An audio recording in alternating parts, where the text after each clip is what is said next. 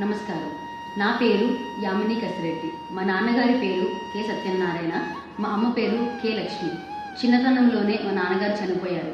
మా అమ్మకి డ్యాన్స్ అంటే ఎంతో ఇష్టం ఉండడం వలన నన్ను కూచిపూడి నాట్యంలో చేర్చారు.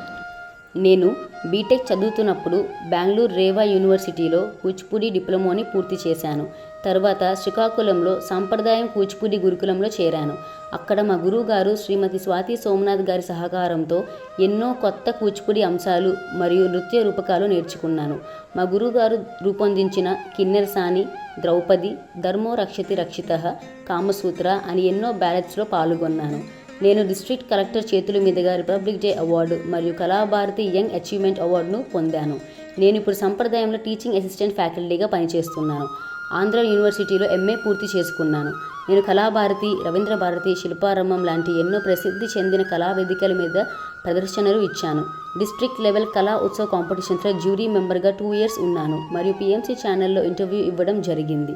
చిన్నప్పటి నుంచి నాకు మా అమ్మ ద్వారా ధ్యానం మరియు శాకాహారం తెలిసాయి.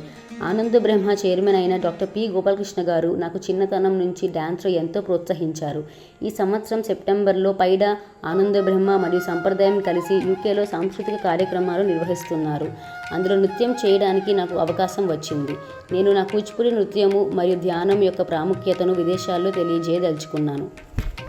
నాలోని కళను గుర్తించి నా ప్రతిభను ఇనుమడింప చేయడానికి మీ సహకారాన్ని కోరుతున్నాను. దేశాంతరంలో చేస్తున్న ఈ ప్రయాణంలో మీరు భాగస్వాములు కాగలరని కోరుతూ ఇట్లు మీ యామిని కసిరెడ్డి.